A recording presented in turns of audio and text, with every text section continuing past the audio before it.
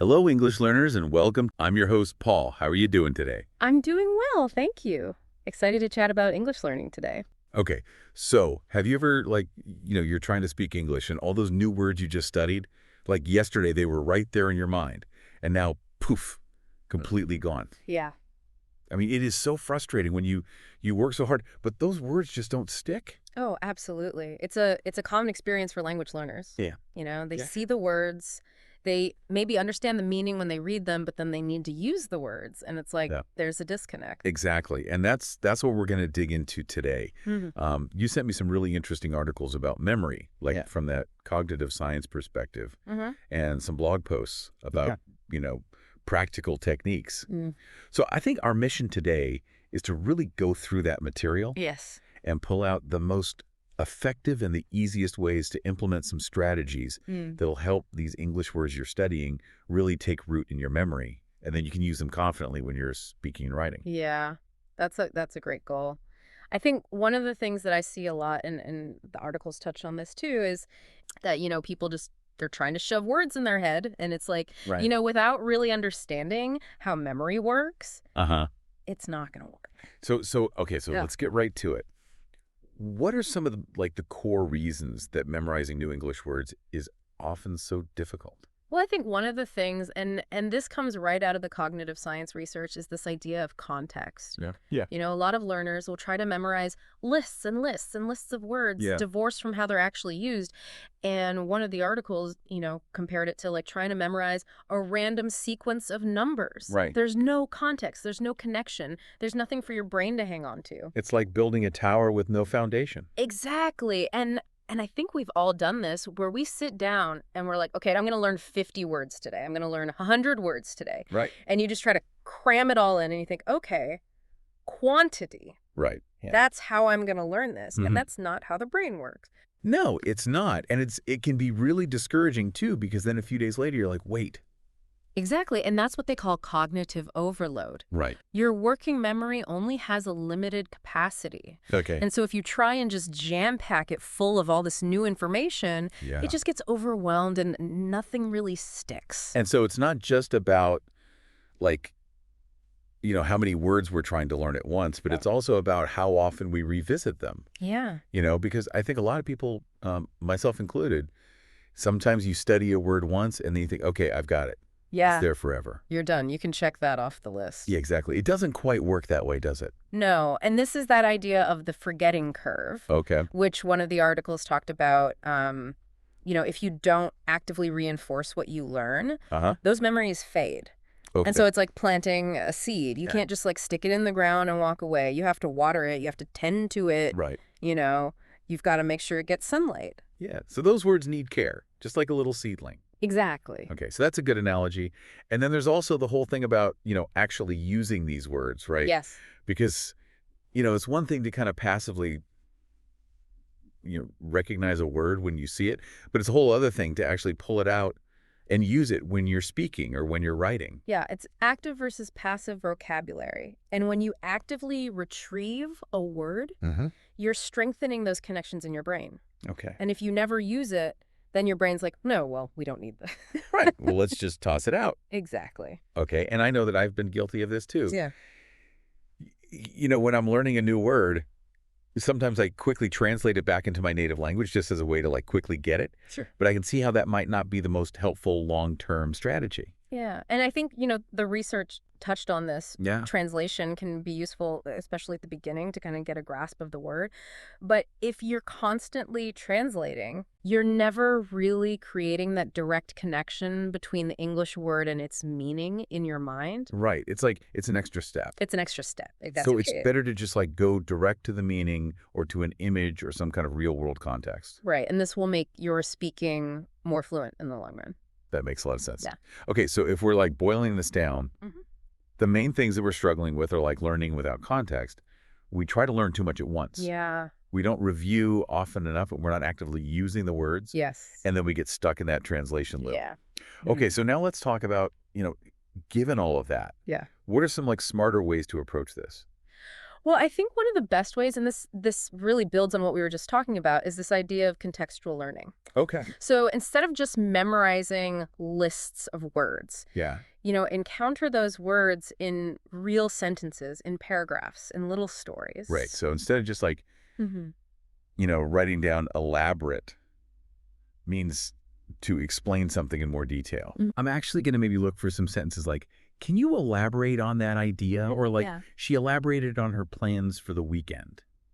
Actually seeing it in action. Exactly. And I think that's a really great example because elaborate Yeah. is a word that a lot of learners struggle with. Yeah. And it's like, when do I use this word? How do I use this word? Right. But if you see it in a sentence, it's like, oh, okay, I get it now. Yeah. Yeah. And then it makes it so much easier to remember. Exactly. And the more you can immerse yourself in different examples of that word and really try to create your own sentences, Yeah. the better your understanding is going to be. Okay, cool. What are some of the things that the cognitive science articles talked about? Well, they talked a lot about this idea of visualization and association. Okay. And this is where you're creating a picture in your mind or some kind of personal connection that links that new word with something that you already understand. Okay, so like if it was a word like mountain, I might just picture like a huge snow-capped mountain. Exactly. Yeah. And you can get really creative with this. Well, Think about like, how does this word sound? How does it make you feel? Are there any personal memories that you can connect it to? so if it was a word like, I don't know, smooth, I might think about, like my phone and how smooth the glass is, or maybe I think about like silk or something, Yeah. something that evokes that. Exactly. Okay, I love that. Yeah. Another thing that kept coming up was this idea of spaced repetition. Yeah. Can you talk a little bit about that? So spaced repetition is a technique where instead of reviewing new words every day, Uh-huh. you gradually increase the intervals between your reviews. Okay. So you might review it the next day and then 3 days later and then a week later. And the Okay. idea is that you're kind of catching yourself right before you're about to forget it. Oh, so it's almost like you're making your brain work a little bit Yes. to recall that word, but Yeah. then you're reinforcing it right at the right moment. Exactly. Yeah. So you're constantly pushing your memory a little bit further each time. That's cool. And a lot of blog posts I saw were talking about, using those digital flashcard apps Right. like Anki or Quizlet. Yeah, they have these built-in algorithms that will Right. do the spaced repetition for you. Okay, cool. But I mean, you can also do it the old-fashioned way. Absolutely. Just like index cards and a schedule. Yeah, make your own little system. Perfect. Yeah. And we talked a little bit about this earlier, but the blogs really emphasized, actually using these new words that you're learning, Yeah. your everyday communication. Yeah, it's one thing to learn the word. It's Right. another to actually be able to use it. Right. And so like, even if I don't have like a language partner to practice with, I can still talk to myself in English. Yeah. I can describe my surroundings. I can write in a journal. Yes. All of those things will help. Okay. And is it okay to make mistakes? Mistakes are part of the learning process. Right. Don't be afraid to make mistakes. Okay, so the more I use it, the more natural it will become. Okay, so now let's talk about making it fun. Because sometimes, staring at a vocabulary list is not that much fun. Sure, it can get a little tedious. So how can we make it more enjoyable? Well, I think a lot of the blogs talked about this idea of turning it into games. Okay, yeah, like I know there's some apps that have like games built in. Or Exactly. you can make up your own games. Yeah, just some simple matching games or little quizzes. And even with those, those traditional flashcards, Yeah. you can, make them colorful. You can add pictures to them. You can even like, write funny example sentences. Exactly. The more creative you are, Yeah. the more you'll remember. Okay, and mnemonics were another thing that people were talking about. Yeah, those are great. So those are like those memory tricks where you come up with like a little story or an association Exactly. to link a word with its meaning. So, like, if you were trying to remember the word gargantuan, Uh-huh. which means huge, you could imagine a giant gargoyle Well- wearing gargantuan pants. Okay, the sillier the better. Yeah. Right. Exactly. Okay, cool. And then, most of us anyway, we're probably already watching English movies and TV shows and listening to music and podcasts. Uh-huh. So how does that all play into this? Well, it's really just about immersing yourself in the language. Okay. And when you hear those words being used naturally, Right. it helps you to understand them better. Okay, cool. So we've got contextual learning, we've got visualization, Yeah. we've got spaced repetition, Yeah. using the words and making it fun. And don't forget those mnemonics. Yes, mnemonics and immersing ourselves in the language. Right. So that's a lot of really cool tools. It is. So let's talk about making it fun in a little more detail. Okay, so we talked about games, Yeah. but there's also this idea of word association games. Okay. So you could take a new word and just try to think of as many related words or concepts as possible. Okay, so like if the word was sparkling, I might think about like, champagne or a starry night. Yes, exactly. Or like a really like witty personality or something. Yeah, yes. Okay. The more connections you can make, Uh-huh. the better you'll remember. Okay, and I can do that on my own or I can do that with a friend. Absolutely. Cool. Okay, what else? What about storytelling? Storytelling is a great way to learn new vocabulary, Okay. because you can create these little imaginative stories Yeah. that use the words that you're trying to learn. Like that enormous pizza that needs its own zip code. Exactly. Wow. Yeah, that's a good one. It's just so silly. It sticks in my mind. That's the idea. Yeah. And I love this idea of like a vocabulary scavenger hunt, Oh, yeah? so you can challenge yourself to find, new words. Yes. And then try to use them. Exactly. And you can do this when you're reading a book, Uh-huh. watching a movie, just out in the world. Okay, and karaoke. Oh my gosh, this is a good one. Yeah. Who knew that karaoke could be so good for learning English? It's a lot of fun. Yeah. And you're hearing the words, you're seeing the words, you're Yeah. singing the words. Right. And it helps with pronunciation too. Absolutely. Okay. And what about role playing? Role-playing is a great way to practice using your new vocabulary in different situations. Like ordering food or asking for directions. Exactly. Have a little conversation. And I can do that in the mirror. Yeah. Practice like that. Absolutely. Cool. Okay. And then I love this idea of, making quizzes for myself. Yes. To test my knowledge. Uh-huh. And even like drawing comics. Oh, yeah. To illustrate the words. That's fun. Yeah. Okay. So many great ways to make it fun. Exactly. And I think the key is to just find what works for you. Right. Experiment and see what you enjoy. Okay. So now let's switch gears a little bit and talk about some of the common mistakes that learners make.